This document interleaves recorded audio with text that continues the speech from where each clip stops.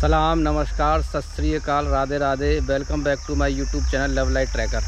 और आज हैं हम हुसैनेवाला रेलवे स्टेशन पे और आज की शुरुआत इस ब्लॉग की यहाँ से करते हैं। हुसैनेवाला बॉर्डर के लिए हम लोग आए हैं, यहाँ की रिट्रीट स्ट्रीट सेरेमनी देखने के लिए।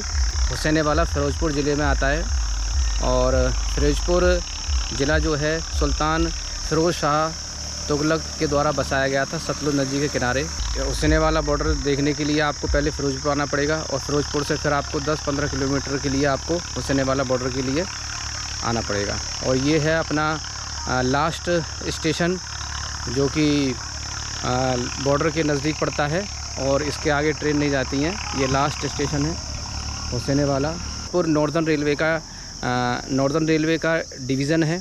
फ़िरोज़पुर ज़िले की कनेक्टिविटी रेलवे वो बाया रोड और बाया फ़्लाइट लगभग सभी जगह से आप आ सकते हैं। यहाँ पर फ़िरोज़पुर आपको आने के लिए railway station Firozpur cantt station पे आना पड़ेगा, जहाँ से आपको कनेक्टिविटी सभी जगह से मिल जाएगी। अगर आप दिल्ली से आ रहे हैं तो आपको वहाँ से ट्रेन अवेलेबल है और बाया फ़्लाइट भी आ सकते हैं। यहाँ का इंटरनेशनल एयरपोर्ट अमृतसर है नज़दीकी, जो 124 किलोमीटर दूर है। और ये अब हम लोग हुसैनेवाला बॉर्डर की तरफ जाते हुए, ये रास्ता है जिसमें ये ब्रिज है और ये साइड, ये जो शेड लगा हुआ है ये पाकिस्तान का ही बॉर्डर एरिया है। और ये आपका सतलुज नदी है, सतलुज दरिया है जो डैम बना हुआ है। तो ये हम लोग अब शहीद पार्क की तरफ जाते हुए, अभी हमारी शहीद स्मारक हुसैनेवाला के लिए यहाँ से आप जाते हैं। सेरेमनी का टाइम नहीं हुआ है, तो इससे पहले कि आप यहाँ पर अपना टाइम पार्क में दे सकते हैं और अच्छे आपको यहाँ पर जानकारी प्राप्त होगी। और ये लोग हम लोग आ चुके हैं शहीदों पार्क में। ये देखिए शहीदों का मेमोरियल स्थल है यहाँ पर, जो 1956 की लड़ाई में जिन शहीदों ने अपना अमृत बलिदान दिया है उसके लिए ये मेमोरियल बनाया गया है। बहुत ही सुंदर है मेमोरियल। ये प्रेरणा स्थल है उन शूरवीरों की याद में जिन्होंने इस पवित्र धरती के लिए सर्वोच्च बलिदान दिया। समाधि है यहाँ पर शहीद भगत सिंह जी की, शहीद शिवराम हरि राजगुरु जी की, शहीद सुखदेव थापर जी की। तो बहुत अच्छा मेमोरियल स्थल है। और ये आपका एक नक्शा है, बैटल ऑफ हुसैनेवाला ब्रिज 1956, जिसमें ये बैटल हुई थी 1956 में हुसैनेवाला हैं। और इसमें यादगार शहीदों के लिए बनाया गया है जिन्होंने ये बैटल में भाग लिया था, शहीदों के।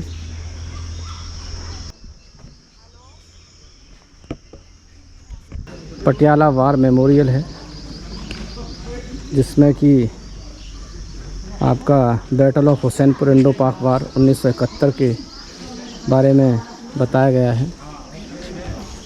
इस बोर्ड पर सारा अंकित है और बहुत ही सुंदर है पार्क। आप लोग ज़रूर आएँ यहाँ पर एक बार। आपके मेजर कनवलजीत सिंह की यहाँ पर फ़ोटो भी लगी है और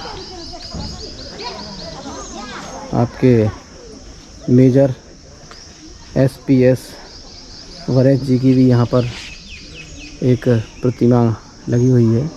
और जैसे कि अब ये हम लोग पार्क में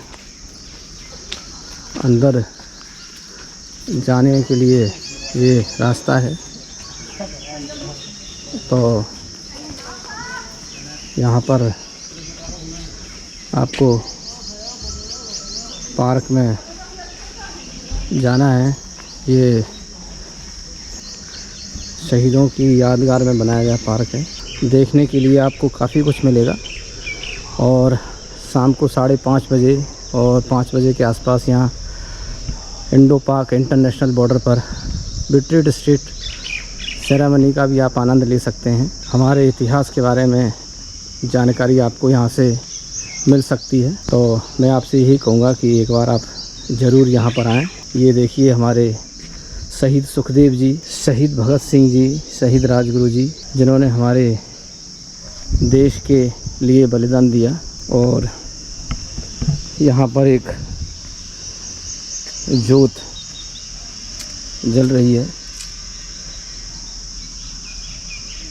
शहीदों के लिए।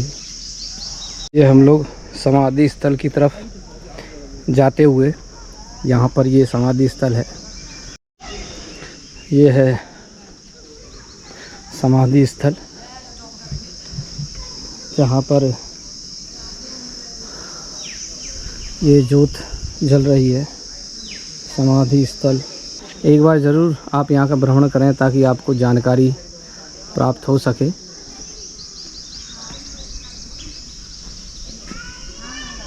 जिससे कि जानकारी प्राप्त होती है। शहीद आज़म भगत सिंह जी के बारे में पूरी जानकारी यहाँ पर अंकित है। शहीद शिवराम हरि राजगुरु जी के बारे में पूरी जानकारी यहाँ उपलब्ध है। शहीद सुखदेव जी के बारे में यहाँ पर जानकारी आपको मिल जाएगी। तो इसलिए आप एक बार ज़रूर यहाँ का भ्रमण करें। ये सामने आपको जो ब्रिज दिख रहा है, ये सतलुज नदी के, जब इंडिया और पाकिस्तान 1947 से पहले यहाँ पर इस ट्रेन का आवागमन इसी ट्रैक के द्वारा होता था। और ये सतलुज नदी पर बनाया हुआ ब्रिज है। पुल पर अब दिखाते हैं आपको आगे का सीन।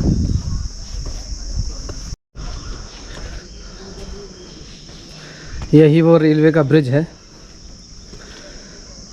जिससे होकर ट्रेनें,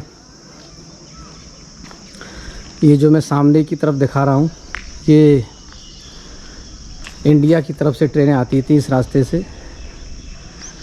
ये सामने देखिए ब्रिज बना हुआ है एक यहाँ पर। अभी इस पे तो ट्रेनें नहीं चलती हैं, लेकिन पहले ट्रेनें इसी ब्रिज के रास्ते से सतलुज नदी को पार कर कर पाकिस्तान में पेशावर के लिए जाती थी। पुराने समय का लाल ईंटों का इस्तेमाल किया हुआ है, कुछ ईंटें उखड़ गई हैं। और ये आप देखिए ऊपर किस तरह से इसका इंफ्रास्ट्रक्चर किया गया है। और ये ब्रिज का दृश्य है नीचे से। और ये वो ब्रिज है जिसके माध्यम से ट्रेनें पाकिस्तान की तरफ जाती थी। ये आप देखिए इसमें एक आपका ये कोच रखा हुआ है। आइए इस कोच के अंदर आपको दिखाते हैं क्या है इसके अंदर। ये कोच का नंबर है। ये हम लोग इस कोच के अंदर चलते हैं जो यहाँ पर एक मॉडल की तरह रखा हुआ है। इसमें एंट्री करते हैं। ये देखिए काफ़ी लोग आए हुए हैं देखने के लिए। यहाँ पर स्क्रीन भी लगी हुई है जिसमें कुछ इतिहास के बारे में बताया जाएगा।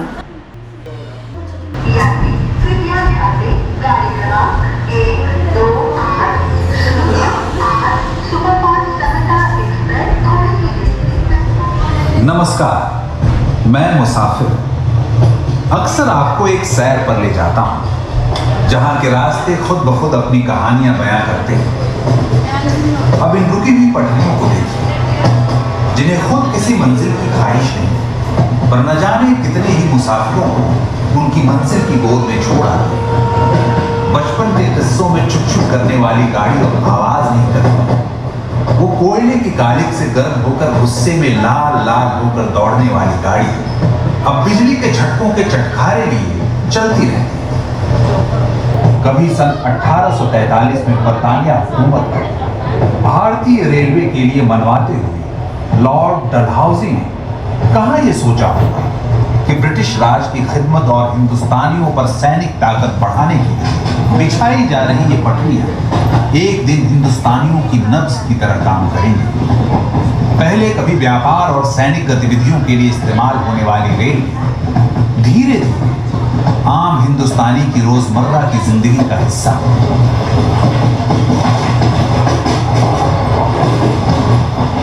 आज के हमारे इस सफर की एक धुंधली तस्वीर खींचते हुए कुछ बातें जो जहन में ताजा होती हैं, उनमें से एक है 1911 में शुरू हुई पंजाब में मुंबई से पेशावर के बीच पड़ने वाले 37 छोटे बड़े स्टेशन और साथ ही रेल के कुछ पुराने खट्टे मीठे इतिहास। आजादी की लड़ाई से लेकर कई दुल्हनों की विदाई तक इन रेल की पटरियों ने बहुत कुछ देखा और सुना है। तो हमारा सफर शुरू हो रहा है। आप इस समय पेशावर के ऐतिहासिक स्टेशन पर हैं। किसी पुराने जमाने में सनातनी सभ्यता और वेदों में इसे पुरुषपुरा नाम से जाना जाता रहा। यहां का इतिहास बहुत पुराना होने के नाते यहां बाकी सबके साथ ग्रीक, मौर्य, कुषाण के साथ और भी कई सभ्यताओं के सबूत मिलते रहते हैं। राजे, रजवाड़ों, हुकूमतों और सल्तनतों की लड़ाई के बीच पेशावर आज के इतिहास में मशहूर रहा है गांधी जी के पद चिन्हों पर चलने वाले गफ्फार खान साहब के अहिंसक आंदोलन के लिए, जो उन्होंने बरतानिया हुकूमत के भेदभाव वाले कानून के खिलाफ किस्सा खवानी बाजार में किया और हुकूमत को वो कानून वापस लेना पड़ा। पेशावर के जायकों में बस जंगे आजादी ही नहीं और भी जायके मशहूर हैं। यहाँ के मशहूर जायकों में आपको नमक मंडी कढ़ाई, दमपुख्त और चपली कबाब जैसी खास वानगियां दीवाना करने का मादा रखती हैं। बात दीवानगी की हो तो सिनेमा का जिक्र होगा ही। राज कपूर और दिलीप कुमार जैसे बॉलीवुड के कई बड़े कलाकार हैं जिन्होंने पेशावर से मुंबई का सफर तय किया और सिनेमा के हर क्षेत्र में नए आयाम हासिल किए। खैर, सिनेमा और जायकों से आगे बढ़ते हैं और शाहदरा बाग को जान लेते हैं। मुगल कारीगरी और वास्तुकला के साथ रावी के किनारों की मिट्टी की महक आपकी रूह तक को खुश कर दिया करती है। शाहदरा बाग में मौजूद जहांगीर और नूरजहां का मकबरा इतिहास के एक बेहद खास दौर के गवाह। अपने सफर पर आगे बढ़ते हैं और मजा लेते हैं इन लहलहाते खेतों का, जिन्हें देखकर मन तरोताजा हो जाता है। शाहदरा बाग से थोड़ा आगे चलकर मिलती है ये जगह। ये लाहौर है। इस शहर के बारे में लोक भाषा में एक कहावत बड़ी मशहूर है, जिनने लाहौर नहीं देखा वो जमिया है। मतलब जिसने लाहौर नहीं देखा उसने तो जन्म ही नहीं लिया। कभी दिल्ली सल्तनत ने इसे लहनूर नाम से भी पुकारा था। सनातनी मान्यताओं को मानने वाले इसे लवपुर या लवपुरी कहा करते थे, जो राम सीता जी के पुत्र लव के नाम पर पड़ा। ये जगह कर्म भूमि है महाराजा रणजीत सिंह जी की और साथ ही गुरु श्री अर्जन देव जी की, जिनका समाधि स्थल डेरा साहिब गुरुद्वारा यहीं पर मौजूद है। लाहौर मशहूर हुआ लाला लाजपत राय के साइमन कमीशन के खिलाफ बगावत और उस लाठी चार्ज की घटना से, जिसमें वे शहीद हुए, और फिर भगत सिंह के उस आक्रोश की गवाही भी बना जब उन्होंने सैंडर्स को मारा। लाहौर में तमाम घटनाएं घटी हैं जिसने हिंदुस्तान की तस्वीर और तकदीर को बदलने में एक अहम भूमिका निभाई है, और यही मौजूद है लाहौर सेंट्रल जेल, जहां आजादी के दीवाने भगत सिंह, राजगुरु और सुखदेव को अंग्रेजों ने फांसी दी। पर वो कहां जानते थे कि जलजले में पत्थर फेंकने से आग नहीं बुझती, शोले और भड़कते हैं। हुआ भी ऐसा ही, और इस घटना ने आजादी की लड़ाई को धारदार कर दिया। तो अपने सफर को जारी रखते हुए अब चलते हैं अपने अगले स्टेशन पर, जिसका नाम लव के ही भाई कुश के नाम पर पहले कशावर रखा गया और कशावर ही आगे चलकर बन गया कसूर। वो आपके लजीज खानों में आने वाली एक बेहतरीन खुशबू, जिस मसाले को हम कसूरी मेथी के नाम से जानते हैं, वो यहीं से चली है। खैर, बात सिर्फ मसालों की ही नहीं, थोड़ी खुदाया है। कसूर शहर मशहूर पीर बुल्ले शाह और बाबा फरीद चिश्ती का शहर है। कई पीरों की मजारों से रोशन इस शहर को पीरों का शहर भी कहा जाता है। इन गलियों में बुल्ले शाह के शेर के अशआर भारतीय संगीत की धुन में सराबोर होकर सुनने को जब भी मिलता है तो मानो रूह तक को सुकून मिल जाया करता है। कसूर में श्री मालजी साहब गुरुद्वारा भी है। गुरु नानक जी और भाई मर्दाना यहां आए थे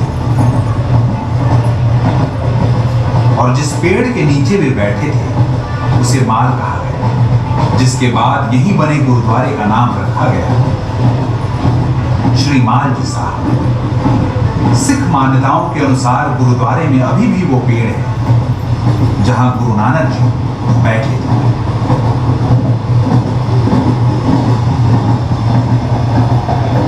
अब आप अपनी नजरों को दिलचस्प नजारों के साथ साथ इस ब्रिज पे भी रोशनी डालनी होगी।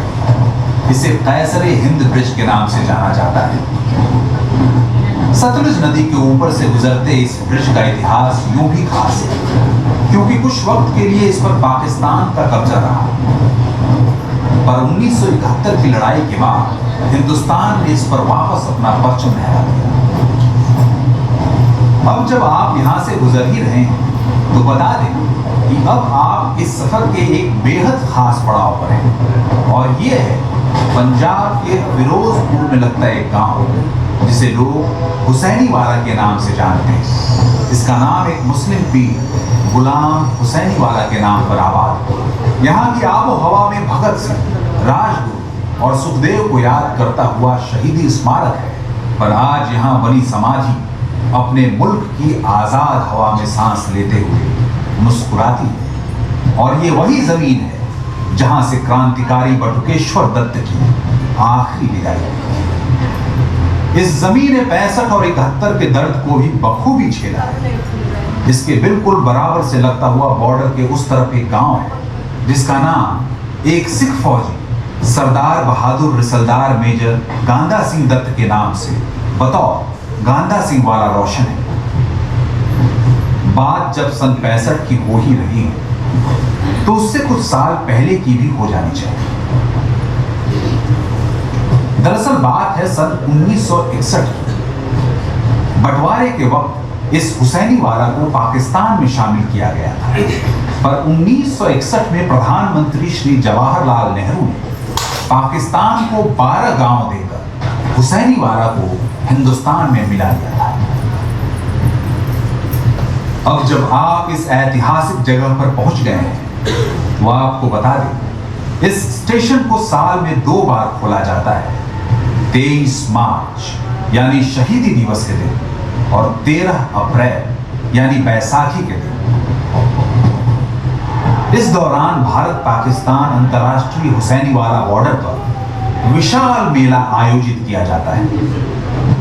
कई लोग शहीदी स्मारक के अंदर बने तालाब में नहाते हैं और शहीद आजम भगत सिंह, राजगुरु व सुखदेव जी की समाधि पर माथा टेकते हैं। यहाँ पर आने के बाद उन महान आत्माओं का यहाँ की मिट्टी और आबो हवा का शुक्रिया अदा जरूर कीजिएगा। आज आपका और हमारा साथ यही था, लेकिन ट्रेन का सफर कभी नहीं रुकता। बॉलीवुड के अनगिनत सितारों को इस ट्रेन ने उनकी मंजिल तक पहुंचाया है और आज हम भी रुपहले पर्दे के उन सितारों की यात्रा को कुछ हद तक महसूस कर पाए। ये मुसाफिर जल्द ही किसी और सफर पर आपको ले चलेगा और वहां के किसी और किस्से से आपका वक्त गुलजार करेगा। धन्यवाद।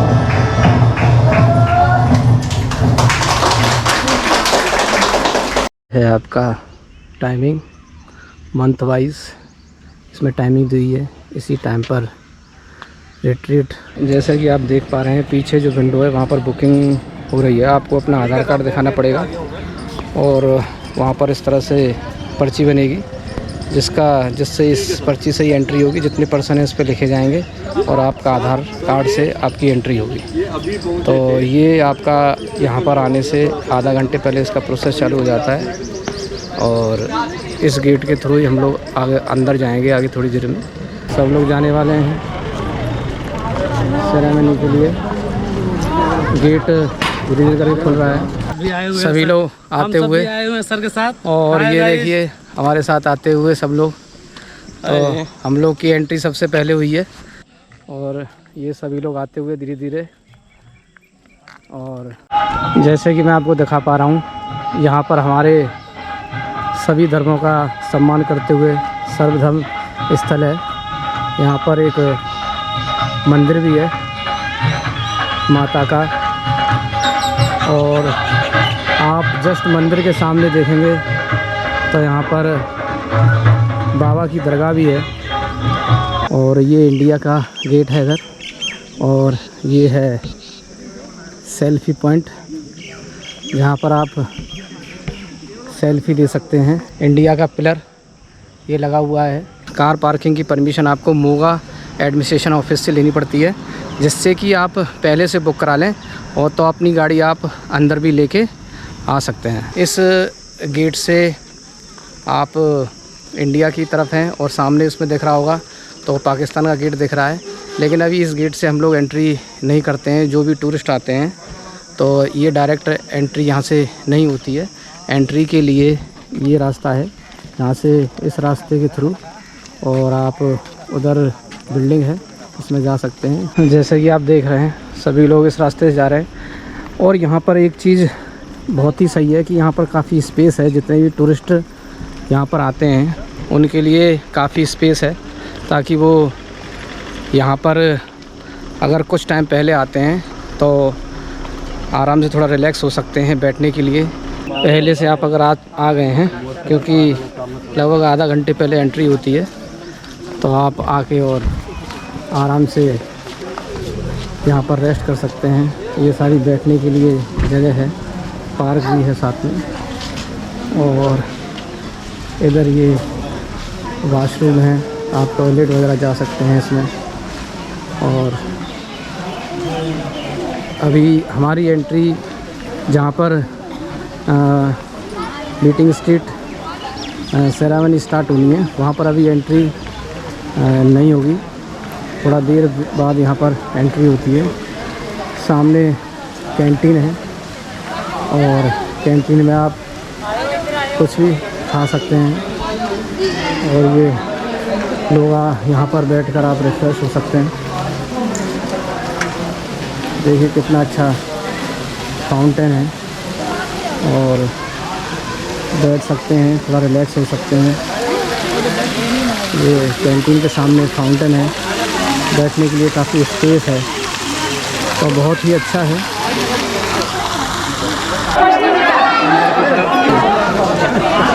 कैसे जाना है आपको, इधर से आप सीढ़ी के माध्यम से ऊपर की तरफ जा सकते हैं और इधर से भी आप जा सकते हैं।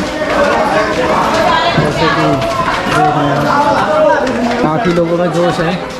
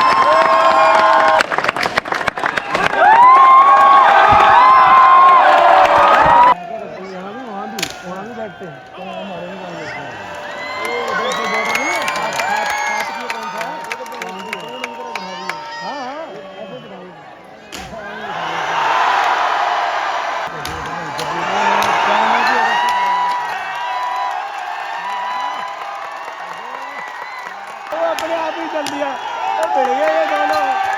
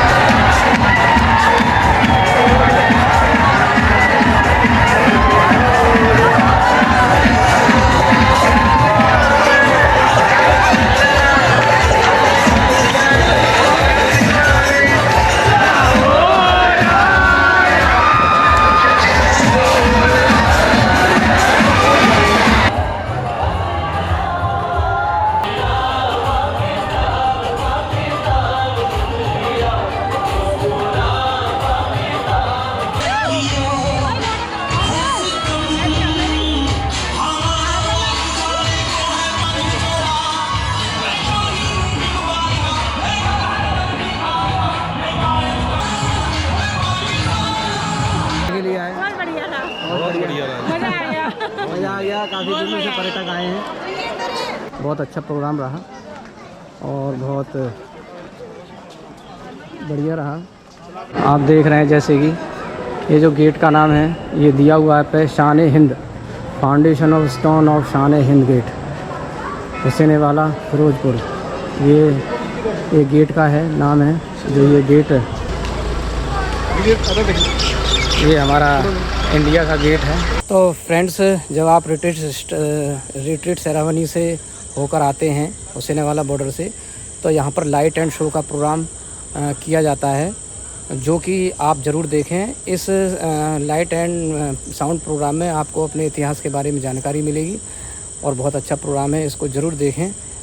वही हुसैन जिसने आज़ादी का परचम उठाया ਅਤੇ ਸੱਚ ਦੀ ਹਿਫਾਜ਼ਤ ਲਈ ਕਰਬਲਾ ਵਿੱਚ ਸ਼ਹੀਦੀ ਦਿੱਤੀ ਸੀ।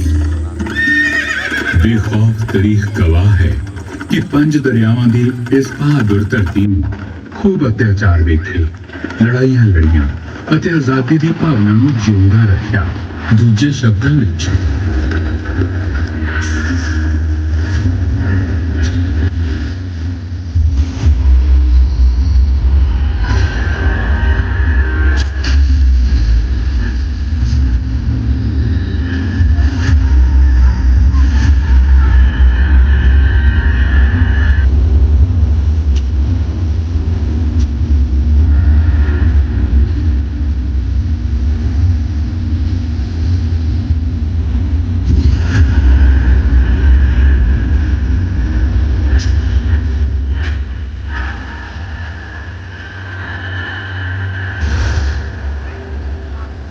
ਵੀਹਵੀਂ ਸਦੀ ਨੇ ਗੁਲਾਮ ਭਾਰਤ ਦੀ ਸਰਜ਼ਮੀਨ ਤੇ ਦਸਤਕ ਦੇ ਦਿੱਤੀ ਸੀ। ਨਵੇਂ ਭਾਰਤ ਦੀ ਤਸਵੀਰ ਬਣਨ ਲੱਗੀ ਸੀ। ਇੱਕ ਅਜਿਹਾ ਭਾਰਤ ਜੋ ਗੁਲਾਮੀ ਦੀ ਗਿਰਫਤ ਤੋਂ ਮੁਕਤ ਹੋਵੇ, ਜਿੱਥੇ ਲੋਕ ਆਪਣਾ ਸਿਰ ਉੱਚਾ ਕਰਕੇ ਤੁਰ ਸਕਦੇ ਹੋਣ, ਜਿੱਥੇ ਖੁੱਲੀ ਹਵਾ ਅਤੇ ਭਾਈਚਾਰਾ ਹੋਵੇ, ਜਿੱਥੇ ਜ਼ੁਬਾਨ ਤੇ ਜੰਦਰੇ ਨਾ ਵੱਜੀ ਹੋਣ। ਪਗੜੀ ਸੰਭਾਲ ਜੱਟਾ, ਪਗੜੀ ਸੰਭਾਲ ਵੇ,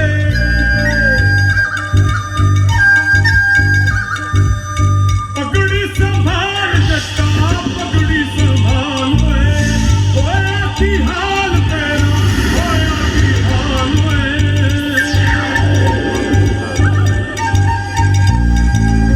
ਫਸਲਾਂ ਨੂੰ ਖਾ ਗਏ ਕੀੜੇ, ਤਨ ਤੇ ਦਿਖਦੇ ਕਾਨੂੰ ਖੂਬ ਨਪੀੜੇ, ਰੋਂਦੇ ਨੇ ਬਾਲ ਵੇ।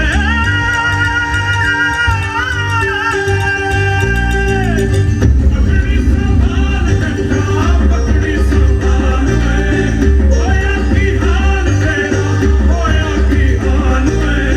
ਪਗੜੀ ਸੰਭਾਲ ਜੱਟਾ, ਪਗੜੀ ਸੰਭਾਲ ਵੇ, ਹੋਇਆ ਕੀ ਹਾਲ ਤੇਰਾ, ਹੋਇਆ ਕੀ ਹਾਲ ਵੇ।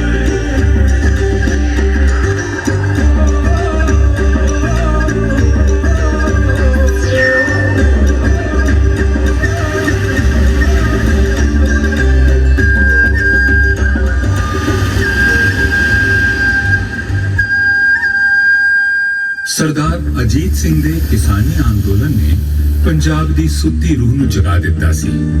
ਸ਼ੇਰੇ ਪੰਜਾਬ ਲਾਲਾ ਲਾਜਪਤ ਰਾਏ, ਮਰਾਠਾ ਵੀਰ ਬਾਲ ਗੰਗਾਧਰ ਤਿਲਕ ਅਤੇ ਬੰਗਾਲ ਦੇ ਵਿਪਿਨ ਚੰਦਰਪਾਲ ਜਾਂ ਕਹੋ ਲਾਲ ਬਾਲ ਪਾਲ ਦੀ ਤਿਗੜੀ ਨੇ ਅੰਗਰੇਜ਼ੀ ਜ਼ੁਲਮ ਦੇ ਖਿਲਾਫ ਜਿਹੜੀ ਆਜ਼ਾਦੀ ਦੀ ਲੋ ਜਗਾਈ ਸੀ, ਉਸ 'ਚ ਗਦਰੇ ਬਾਬਿਆਂ ਨੇ ਇੱਕ ਨਵਾਂ ਰੰਗ ਭਰ ਦਿੱਤਾ।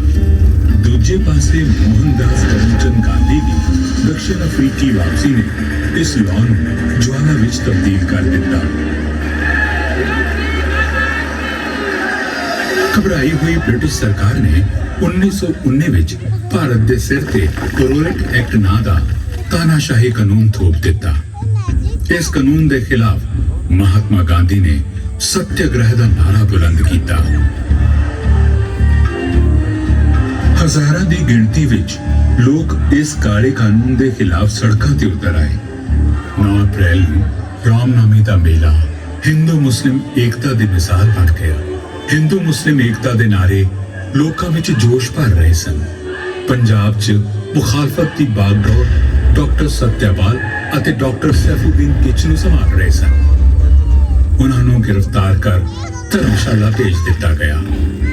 ਫੇਰ ਕੀ ਸੀ 10 ਅਪ੍ਰੈਲ 1919 ਨੂੰ ਸੁਤੰਤਰਤਾ ਸੰਗਰਾਮੀਆਂ ਨੇ ਅੰਮ੍ਰਿਤਸਰ ਦੇ ਡਿਪਟੀ ਕਮਿਸ਼ਨਰ ਮਾਈਲਸ ਅਰਵਨ ਦੇ ਘਰ ਨੂੰ ਘੇਰ ਲਿਆ। ਡਾਕਟਰ ਸਤਿਆਪਾਲ ਅਤੇ ਡਾਕਟਰ ਸੈਫੂਦੀਨ ਕਿਚਲੂ ਨੂੰ ਫੌਰਨ ਰਿਹਾ ਕਰਨ ਦੀ ਮੰਗ ਕੀਤੀ ਜਾਣ ਲੱਗੀ। ਉਸੇ ਦੌਰਾਨ ਬ੍ਰਿਟਿਸ਼ ਫੌਜੀਆਂ ਨੇ ਗੋਲੀਬਾਰੀ ਸ਼ੁਰੂ ਕਰ ਦਿੱਤੀ।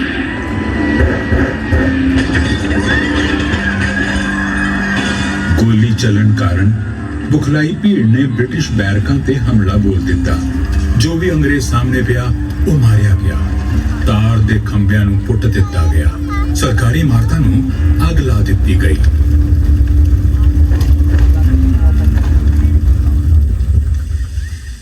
ਤੇਰਾਂ ਅਪ੍ਰੈਲ 1919 ਦੀ ਵਿਸਾਖੀ ਲਾਲ ਸੀ। ਅੰਮ੍ਰਿਤਸਰ ਵਿੱਚ ਵਿਸਾਖੀ ਦੇ ਮੇਲੇ ਸੱਜ ਚੁੱਕੇ ਸਨ। ਹਜ਼ਾਰਾਂ ਦੀ ਤਾਦਾਦ 'ਚ ਲੋਕ ਹਰਮੰਦਰ ਸਾਹਿਬ ਮੱਥਾ ਟੇਕਣ ਲਈ ਇਕੱਠਾ ਹੋਣ ਲੱਗੇ ਸਨ ਕਿ ਉਸੇ ਵਕਤ ਸਾਰੇ ਸ਼ਹਿਰ ਵਿੱਚ ਐਲਾਨ ਕੀਤਾ ਜਾਣ ਲੱਗਾ। ਸੂਚਨਾ ਦਿੱਤੀ ਜਾਂਦੀ ਹੈ ਸ਼ਹਿਰ ਅੰਮ੍ਰਿਤਸਰ ਵਿੱਚ ਅੱਜ ਰਾਤੀ 8 ਵਜੇ ਮਾਰਸ਼ਲ ਲਾਅ ਲਾਗੂ ਕਰ ਦਿੱਤਾ ਗਿਆ ਹੈ। ਕਿਸੇ ਵੀ ਕਿਸਮ ਦੀ ਭੀੜ ਧਰਨਾ ਪ੍ਰਦਰਸ਼ਨ ਉੱਤੇ ਕਾਨੂੰਨੀ ਪਾਬੰਦੀ ਲਾਈ ਗਈ ਹੈ। ਜਿਹੜਾ ਵੀ ਇਸ ਪਾਬੰਦੀ ਨੂੰ ਤੋੜਨ ਦੀ ਕੋਸ਼ਿਸ਼ ਕਰੇਗਾ ਉਸ ਨੂੰ ਗ੍ਰਿਫਤਾਰ ਕਰਕੇ ਉਸ ਤੇ ਮੁਕੱਦਮਾ ਚਲਾਇਆ ਜਾਏਗਾ। ਅਜੀਬ ਨਿਜ਼ਾਮ ਹੈ। ਜਦੋਂ ਅਸੀਂ ਆਪਣੇ ਘਰਾਂ ਤੋਂ ਬਾਹਰ ਨਿਕਲਦੇ ਹਾਂ ਤਾਂ ਕਹਿੰਦੇ ਨੇ ਘਰਾਂ ਤੋਂ ਅੰਦਰ ਜਾਓ। ਓਏ ਇਹਨਾਂ ਦਾ ਵਸ ਚੱਲੇ ਤਾਂ ਸਾਡੀਆਂ ਅਰਦਾਸਾਂ ਤੇ ਵੀ ਪਾਬੰਦੀ ਲਾ ਦੇਣ। ਜਲਿਆਂਵਾਲਾ ਬਾਗ ਵਿੱਚ ਸਭਾ ਬੁਲਾਈ ਹੈ। ਚਲਾ ਚਲਦੇ ਹਾਂ, ਲੋਕਾਂ ਦੀ ਭੀੜ ਹੋਵੇਗੀ। ਜਲਿਆਂਵਾਲਾ ਬਾਗ ਵਿੱਚ ਕਈ ਹਜ਼ਾਰ ਲੋਕ ਇਕੱਠੇ ਹੋ ਚੁੱਕੇ ਸਨ ਅਤੇ ਸੀਆਈਡੀ ਦੇ ਬੰਦੇ ਵੀ ਵੇਖੇ ਗਏ ਸਨ। ਹੰਸਰਾਜ ਜੀ ਨੇ ਡਾਕਟਰ ਕਿਚਲੂ ਦੀ ਤਸਵੀਰ ਸਟੇਜ ਤੇ ਟਿਕਾ ਕੇ ਆਖਿਆ, ਅੱਜ ਸਭਾ ਦੀ ਪ੍ਰਧਾਨਗੀ ਡਾਕਟਰ ਕਿਚਲੂ ਦੀ ਗੈਰ ਹਾਜ਼ਰੀ 'ਚ ਉਹਨਾਂ ਦੀ ਇਹ ਤਸਵੀਰ ਕਰੇਗੀ। ਗੋਪੀਨਾਥ ਨੇ ਕਿਹਾ ਕਿ ਹੁਣ ਸਰਕਾਰ ਲੋਕਾਂ ਦੀ ਫਰਿਆਦ ਨਹੀਂ ਸੁਣਦੀ। ਦੀਨਾਨਾਥ ਅਤੇ ਡਾਕਟਰ ਗੁਰਬਖਸ਼ ਰਾਏ ਵੀ ਬੋਲਣ ਲਈ ਕਨਈਆ ਲਾਲ ਭਾਟੀਆ ਖੜੇ ਹੋ ਗਏ।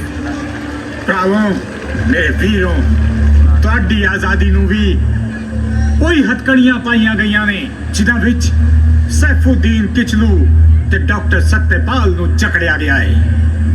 ਅਸੀਂ ਸਾਰਿਆਂ ਨੇ ਮਿਲ ਕੇ ਉਹਨਾਂ ਹੱਥਕੜੀਆਂ ਨੂੰ ਤੋੜਨਾ ਹੈ।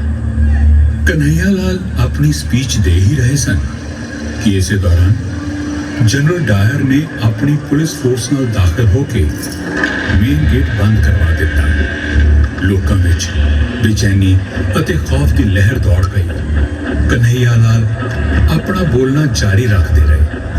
ਅਸੀਂ ਆਪਣੇ ਸਾਥੀਆਂ ਦੀ ਗ੍ਰਿਫਤਾਰੀ ਦਾ ਵਿਰੋਧ ਕਰਦੇ ਹਾਂ ਅਤੇ ਪੁਰਜ਼ੋਰ ਆਵਾਜ਼ ਵਿੱਚ ਉਹਨਾਂ ਦੀ ਰਿਹਾਈ ਦੀ ਮੰਗ ਕਰਦੇ ਹਾਂ।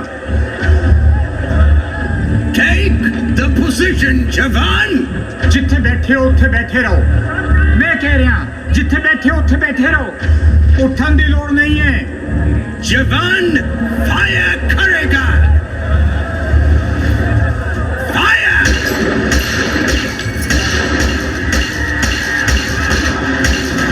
Fire on the wall। ਕੋਈ ਬਚਨੇ ਨਾ ਪਾਏ। ਖੂਨੀ ਡਾਇਰ ਦੇ ਫੌਜੀ ਸਿਪਾਹੀਆਂ ਨੇ ਹਜ਼ਾਰਾਂ ਲੋਕਾਂ ਦੀ ਨਿਹੱਤੀ ਭੀੜ ਤੇ ਗੋਲੀਆਂ ਦੀ ਬਰਸਾਤ ਕਰ ਦਿੱਤੀ। ਗੋਲੀਆਂ ਚੱਲਦੀਆਂ ਰਹੀਆਂ ਜਦੋਂ ਤੱਕ ਜ਼ਾਲਮਾਂ ਦੇ ਕਾਰਤੂਸ ਮੁੱਕ ਨਹੀਂ ਗਏ। ਗੋਲੀਆਂ ਦੀ ਮਾਰ ਤੋਂ ਬਚਣ ਲਈ ਲੋਕ ਜਿਹੜੇ ਵੀ ਪਾਸੇ ਨੱਸਦੇ, ਬੰਦੂਕ ਦੀ ਨਲੀ ਉਸੇ ਤਰਫ ਹੋ ਜਾਂਦੀ। ਬਾਗ ਦੇ ਅੰਦਰ ਇੱਕ ਖੂਹ ਸੀ। ਮਾਵਾਂ ਨੇ ਆਪਣੇ ਬੱਚਿਆਂ ਨੂੰ ਛਾਤੀਆਂ ਨਾਲ ਲਾ ਕੇ ਜਾਨਾਂ ਬਚਾਉਣ ਦੀ ਉਮੀਦ 'ਚ ਖੂਹ ਅੰਦਰ ਛਾਲਾਂ ਮਾਰ ਦਿੱਤੀਆਂ। 1650 ਗੋਲੀਆਂ ਚਲਵਾਈਆਂ। 1000 ਤੋਂ ਵੱਧ ਲੋਕ ਮਾਰੇ ਗਏ। ਖੂਹ ਅੰਦਰੋਂ ਕਾਫੀ ਲਾਸ਼ਾਂ ਕੱਢੀਆਂ ਗਈਆਂ। ਮਰਨ ਵਾਲਿਆਂ ਵਿੱਚ 42 ਬੱਚੇ ਉਹ ਵੀ ਸਨ ਜਿਨ੍ਹਾਂ ਦੀ ਉਮਰ 7 ਮਹੀਨਿਆਂ ਤੋਂ ਘੱਟ ਸੀ।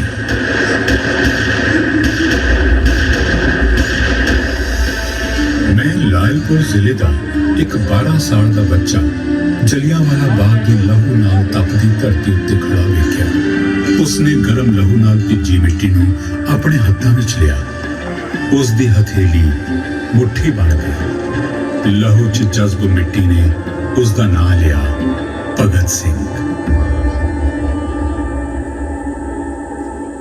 12 ਸਾਲ ਦੇ ਭਗਤ ਸਿੰਘ ਦੇ ਦਿਮਾਗ 'ਚ ਜਲਿਆਂਵਾਲਾ ਬਾਗ ਦੀਆਂ ਯਾਦਾਂ ਫਿੱਕੀਆਂ ਪੈਂਦੀਆਂ ਇਸ ਤੋਂ ਪਹਿਲਾਂ ਗਾਂਧੀ ਜੀ ਨੇ ਅਸਹਿਯੋਗ ਅੰਦੋਲਨ ਦਾ ਐਲਾਨ ਕਰ ਦਿੱਤਾ। ਲੋਕਾਂ ਨੇ ਆਪਣੇ ਮੱਥਿਆਂ ਉੱਤੇ ਵਿਰੋਧ ਦਰਸਾਉਣ ਲਈ ਕਾਲੀਆਂ ਪੱਗਾਂ ਬੰਨ੍ਹ ਲਈਆਂ।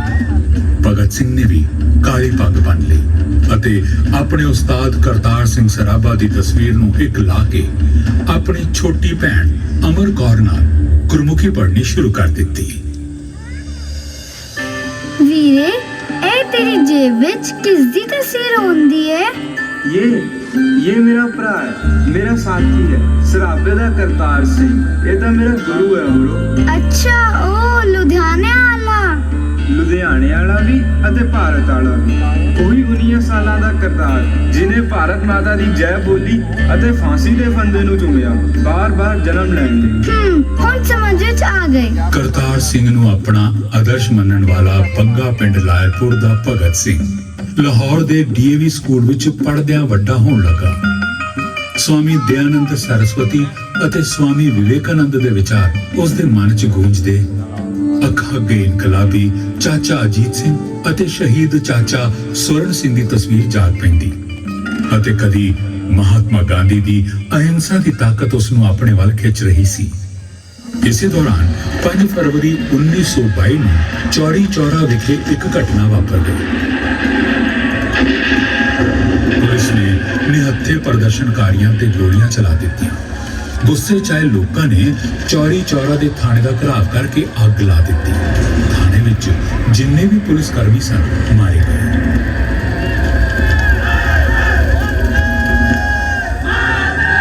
ਚੌਰੀ ਚੌਰਾ ਦੀ ਘਟਨਾ ਤੋਂ ਦੁਖੀ ਹੋ ਕੇ ਗਾਂਧੀ ਜੀ ਨੇ ਅਸਹਿਯੋਗ ਅੰਦੋਲਨ ਵਾਪਸ ਲੈ ਲਿਆ।